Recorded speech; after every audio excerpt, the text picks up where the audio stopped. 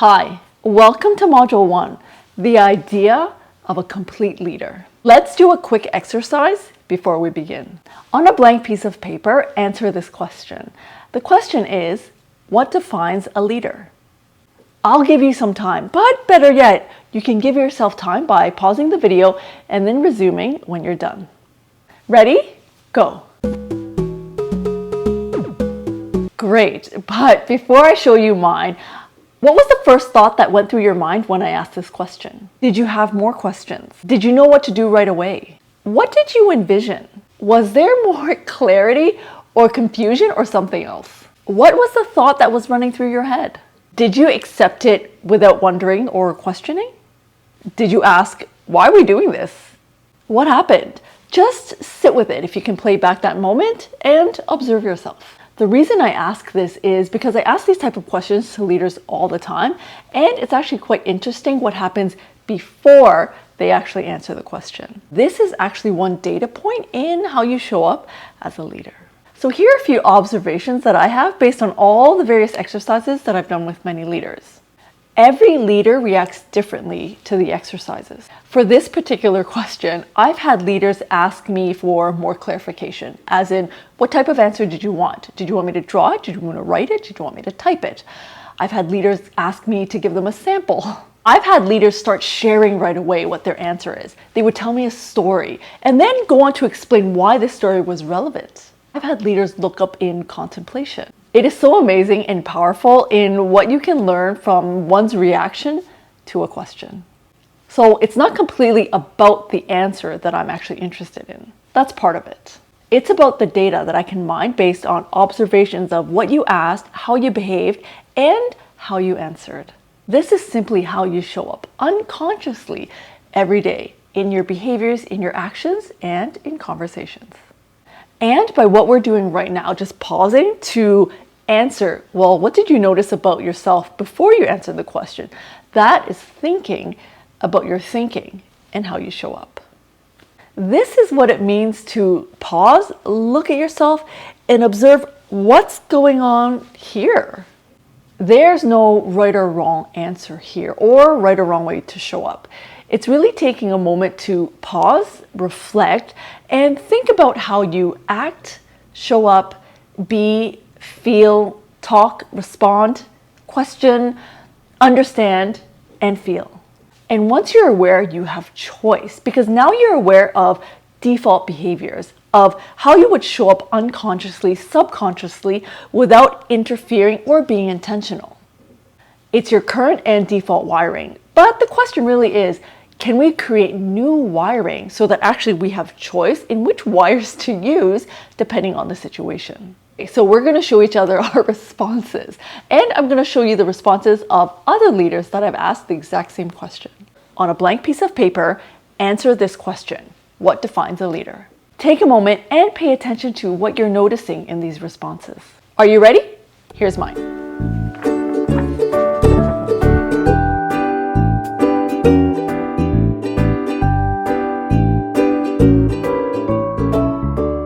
At this point, it actually does not matter how you responded. I'm not going to ask you to share your definition, and here's why.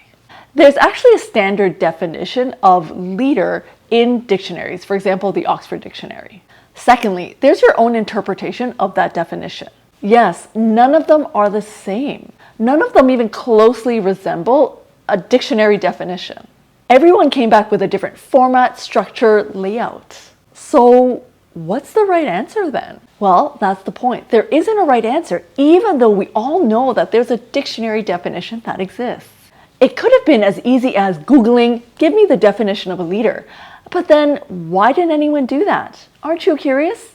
I certainly am. My curiosity is around, we all know that there's a dictionary version out there, but no one actually gave me that. That's what it means to really be curious about the thinking. So thinking about the thinking. So when we ask questions, give responses, create an email, have some sort of communication verbally, there are so many things that we're looking for, not just the words themselves. We're also looking for how they respond to the request. So it's the process of getting to the request, and then how they respond to the request, which could also be the answer. And this is where you really begin to build that muscle of thinking about your thinking. And because you can learn this, it'll really help create a base for you to create powerful and intentional conversations.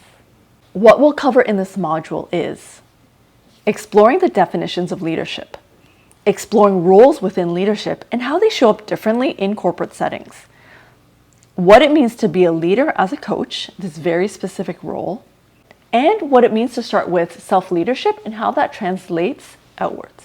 With this, you can really reflect on how you show up as a leader right now and how you want to show up as a leader going forward. They are two different things. It's where you are current state and where you could be future state with choice in how you're using those muscles. But it really starts with self-awareness and reflection and then choice.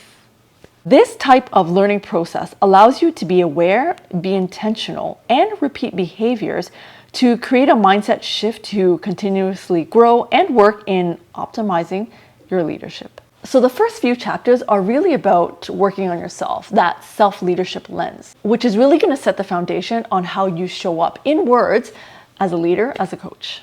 All right, so now let's explore the definition of leadership. From our last exercise, it can be concluded that the definition of leadership actually varies depending on who you ask and what their understanding is.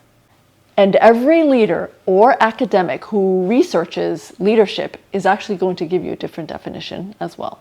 Take a look at what I mean. Leadership is the awesome responsibility to see those around us rise. Every one of us, can choose to be the leader we wish we had. We lead our teams and we can lead our clients when we decide that we will do everything in our power to see them rise, to see them achieve their ambitions and their dreams. I define a leader as any person who holds themselves accountable for finding the potential in people and processes and has the courage, the guts to develop that potential. And I grew up in an environment that really focused on strong leadership. But I believe to become a leader that leads with the heart, you need to encourage experimental mindset. You need to provide psychological safety for teams. And also you need to be a servant leader. I think about leadership from this concept of gray, not black or white. Most leaders are going to be either black or white. It's not empire of honey, it's honey empire. Nothing works unless there's humanity. The number one job of a leader is to eliminate fear. Leadership then exists on a spectrum. The key really is who defines leadership? Who defines what the right leadership is for that moment? That's really the bigger question here. So with that question in mind, it's actually what is the context in which it's being set, in which we're defining leadership? For this course, and what I specialize in research, it's really around simply you being the leader as a coach. And more often than not, this type of leadership shows up in conversation. So the first thing that I'm going to teach you about thinking about your thinking as a leader, as a coach, is context. What is the context on the table? So for the definition of leadership, what is the context in which it's being used? Setting the context is so important in communications and conversation. This is because everything is relative, even definitions. For example, if I told you, yesterday I was screaming in public so loud, what are your initial thoughts? What if I told you then, there was an old woman crossing the street. She couldn't quite make the light, it was turning red already. So I was shouting really loudly yesterday at the cars to just make sure that they could see her and stop. That's context for my statement. I was screaming really loudly yesterday on the street. So before we react, do something, offer something, it's really important to check with this question. Do we have context? Do we have the right context? Do we have enough context? Do we understand the context? So right now I'm going to set the context. When I say leader, I specifically mean the leader as a coach. Not as a leader in a meeting, not as a leader in a conference, not in a leader of an organization. It's you as a leader in conversation as a coach. And what this is offering you is actually the ability to wear this role as a coach as part of your toolkit. So now understanding this context, what defines leadership as a leader, as a coach? This means you're an expert of creating a coaching moment or conversation. You're the expert of this co-creation process. And the person that you're speaking to or having a conversation with is an expert of their story, of their own perspective, of their own understanding. And with this vehicle of a coaching moment or a conversation, you allow the other person to step into their own authenticity, their own resources, and creativity to really create what's possible and positive. This is what you're leading. As a leader, as a coach, you're not telling them what to do. That's a manager's role. You're not teaching them what to do or how to do it. That's sometimes an instructor's role. You're not guiding them on what to do or how to do it. That's a mentor's role. You're not exploring past wounds or what happened in the past and why. That's a therapist's role. You are creating a moment where they can access their true selves in order to create something that's in the future, that's possible, that's creative, that's wonderful, that's innovative, and that's something that they truly want, both professionally and personally. And there's quite a bit of structure around this, which is why it does get a little bit technical as we move into the modules. However, you have the ability to layer on yourself as a leader and how you show up as a leader as freedom within the framework. So what does that mean for you right now? Well, as an expert of creating this type of moment or conversation, we will explore in your leadership, how does this show up in behaviors while you're in conversation? What frame of mind is needed for this? How do we create what's possible and positive, especially if the other person speaks in barriers or negatives? How do you show up as a leader to create this? What is the best time to show up like this in conversation, in the workplace? And how do I know I'm doing it right? Like I said, look at this as one type of role that sits in your leadership toolkit. You have many, and the leader as a coach is one of them. This is simply just a muscle, a way, an approach, a tool, something that you can use at the right moment to create different types of conversation. And you have choice. The more tools that you have as a leader at your disposal, the more diverse, the more powerful, the more intentional you can be in how you want to show up as a leader. So what we've done now is really set the base on the definition of what it means to be a leader, especially as a leader as a coach. So why the leader as a coach? Traditional leadership, even as early as 20 years ago, was really defined by the definition of directing, telling, more of a hierarchy. While this does hold true in some organizations, for example, the Army, effective leadership has become a more complex activity because of the landscape and the people that we work with. Leadership and how it shows up has always been about the working relationships and how you ven with your people. And the more tools, techniques, and approaches you can have at your disposal as a leader, the more you can flex your interactions for more effective outcomes. So this role as a leader, as a coach, we are here to explore and build out that muscle to empower you to use it to create a certain type of conversation. And we'll explore what that type of conversation is in the future modules. A coaching conversation or moment is a thought-provoking and creative process to inspire the teammate you're working with to maximize their personal and professional potential. And yeah, you could say, well, a normal leader does that, but do they? Do they do it intentionally, and do they do it with impact? There are key differences when you're actually doing it as a leader in service as a coach. And we'll put that all on the table for you to explore later. Wearing the coach's hat is a very intentional muscle. And being a corporate, it's not traditionally how it's taught when we talk about leadership and management. There are certain elements that define this behavior. For example, the type of observations that are made, how you're asking a question, the question itself, and creating a safe space for the other person to show up and be themselves. It's really quite fascinating because behind it all, there's actually a lot of positive psychology at play. Wearing the coach's role allows you to move beyond facts, data, analysis, and reasoning. This stuff exists in the logical and conscious mind. What we want to be able to do as a leader, as a coach, is to be able to access more. We're interested in the unconscious and subconscious mind because this is where all the powerful and beautiful material of the person exists. We begin to explore values, emotions, why they do things, understanding, motivations, beliefs. The other wonderful thing about being a leader as a coach is that you don't tell. Using the power of observations and creating powerful questions, you're able to create a space so that the other person feels safe so that they can come up with their own answers. Because we know sometimes telling goes in one ear and out the other, especially if it's something that they didn't want to hear. But if people can come up with their own answers, their own motivation, their own direction, it is so much more empowering as a team to really deliver the business results that we want. And to take that further, you're then able to anchor that in accountability and responsibility. That means that person has created the accountability from within. It actually takes a lot of energy to push accountability onto somebody else and have them follow it through. So what we're going to do here is actually create the accountability from within so that it actually comes out and they can own it and feel empowered and inspired to act on it. And with that, we can work on commitment, resourcing, timing, what's next, what other support do they need. There's a whole methodology and way of questioning so that the person can create this for themselves. This will allow them to feel empowered and invested. And it's not only for them, but also a lens of taking in, all right, what's in it for me, what's in it for the team, and what's in it for the organization. And this is where it's connected to self-awareness. But before we move on to self-leadership, let's go back to the exercise that we did earlier. We're going to do a quick analysis on your response. So first, look at the structure of the response. How did you present your answer? In words, in sentences, in drawings, in imagery, in actions? Did you call me to tell me a story about what you wanted to respond with? Or did you send me a WhatsApp message instead? This is a good lens to see how you shape your thinking and deliver your thinking. Secondly, let's look at the types of words that you use because mostly everyone did send me words. Are the words nouns, adjectives, verbs, expressions? What kind of words did you use? How many words did you use? This is where it starts, looking at yourself. Building your self-awareness around answering one very simple or presumably simple question is very powerful.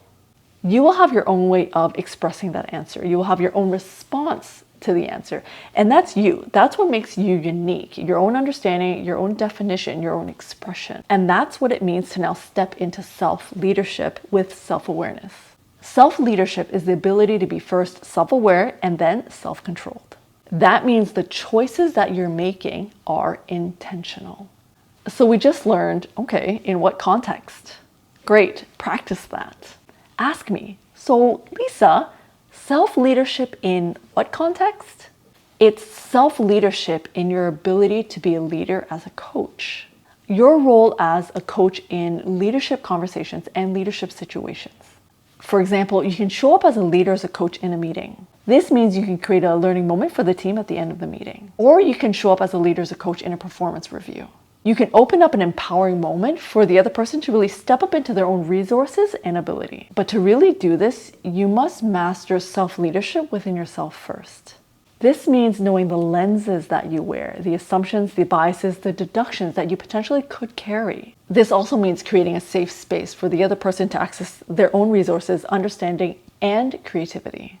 This often does mean talk less, observe more, pause more, and don't give the answers away or tell them what to do. I know it's really hard as a leader who has no time and just wants to get it done. That's where self-leadership is about recognizing your own projections and mindset before and during conversations.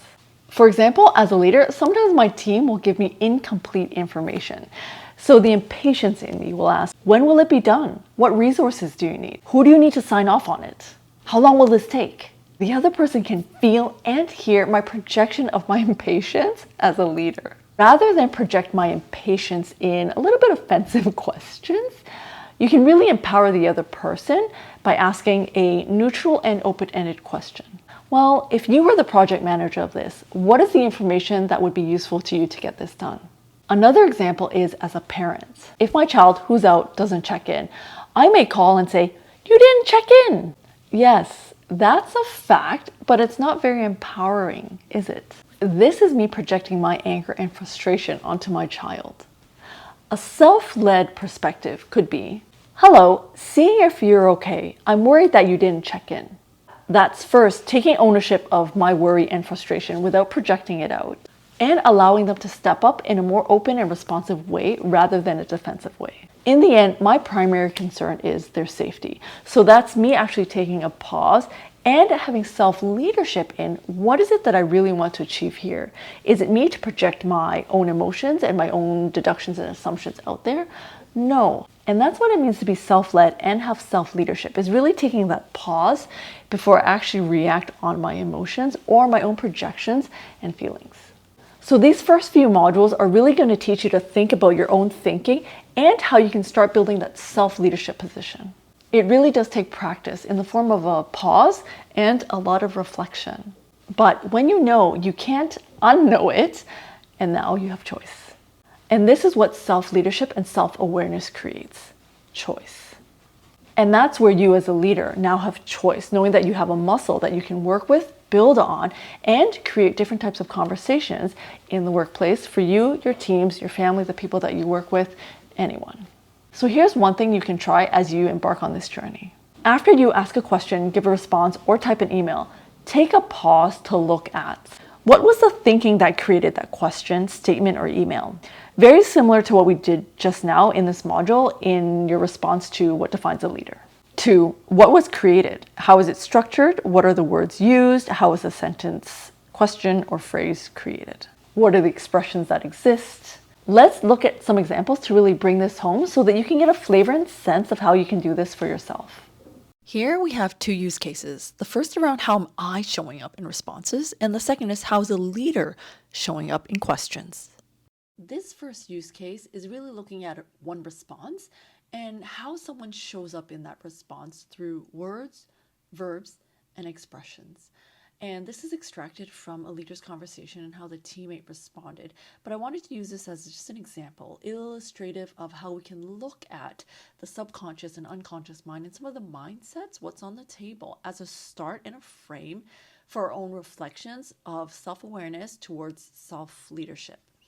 All right, so let's start with reading it just to get a sense of what's on the table. The teammate says, I want to share my frustration with the finance team on asking for numbers so last minute.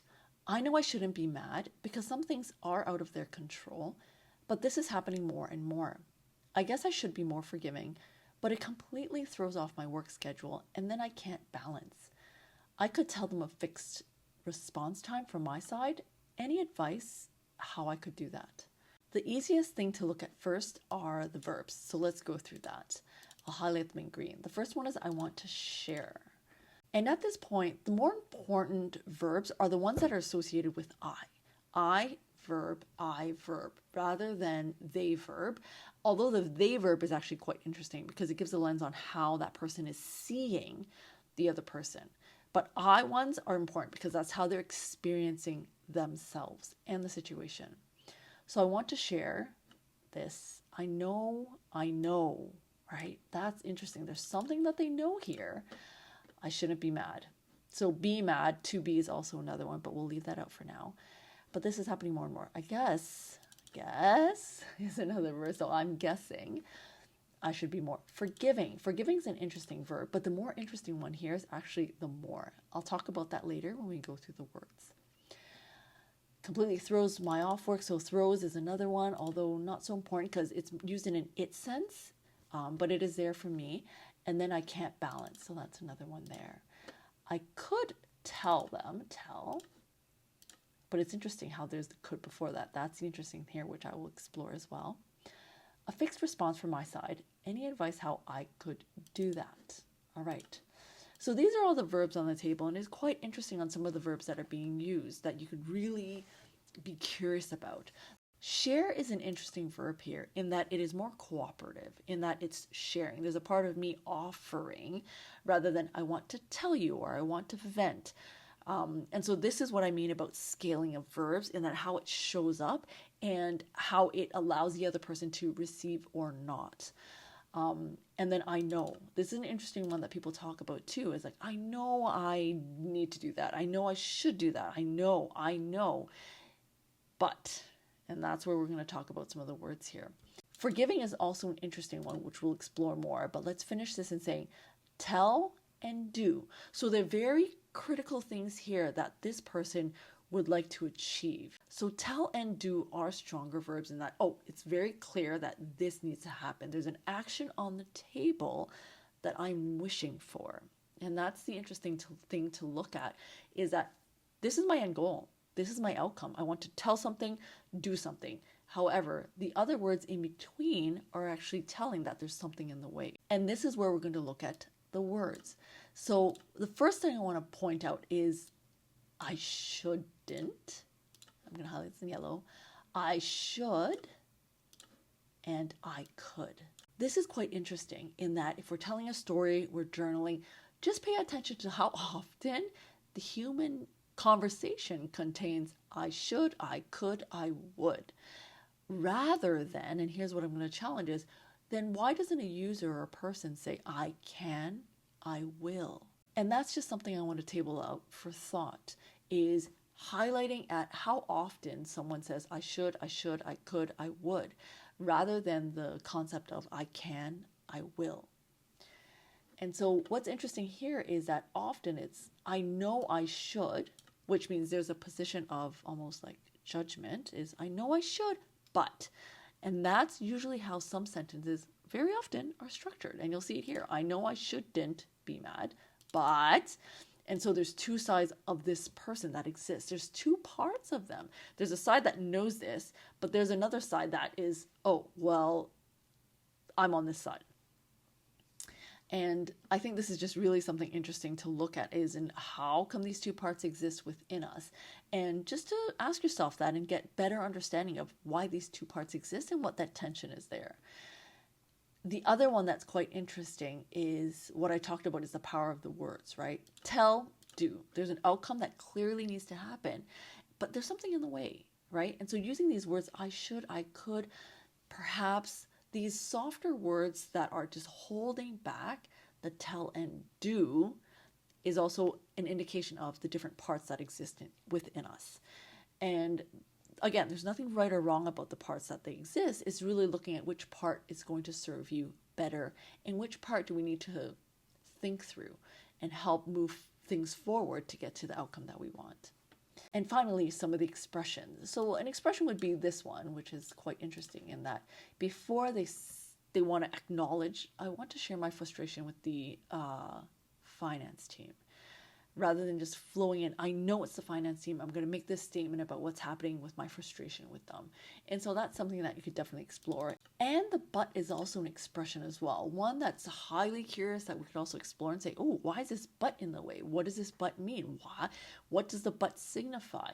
So those are some of the questions you could definitely ask yourself as you're looking at your own conversation, how you show up in words, especially in journals, or if you're able to transcribe your own conversations as a leader. This is just a start on how you can do self-dissections so that you can create a little bit of self-awareness towards self-leadership. This second use case is around how does one show up as a leader in questions in conversation. And so the full dissection actually is in Module 1. You could download and review that as well. However, what I'm going to go through really quickly is just as you as a leader, if you're able to transcribe your own conversations, first and easiest thing to do is look at how am I asking questions? Just like how am I making responses? Well, how are you showing up and asking questions for your teams? So the first thing really to look at is, let's look at open-ended questions or close-ended. You could look at either, it's fine. So open-ended questions tend to be what and how. And although you can ask why, we'll talk a little bit later in the other modules on why is not as useful as a what or a how. You can create why questions with what to start with. And so here is just to show you this leader in conversation does a fantastic job of really keeping that open-ended question as a leader, as a coach. And so you'll see here, so the leader does some response. What do you think caused the timing coordination issues? The teammate responds, the leader responds back. And so, how do you think we should approach this? And the teammate, knowing that they're resourceful, creative, and innovative in their own right, can come up with those answers on their own. How would you ensure it stays realistic? Another great question from the leader on really creating that accountability and that action behind the teammate's thinking. Teammate will respond, here's what I'm thinking, and then the leader can add in, and this is what they do, what do you think? Again, an open question just to allow them to lean in and create a partnership in the solution or moving forward. Teammate responds, and the leader allows for more opportunities like, what else is on the table? Okay, any other thoughts? Which is also an open-ended question. So this is a really great conversation where the leader is showing up and asking open-ended questions. This is a great characteristic as a leader, as a coach.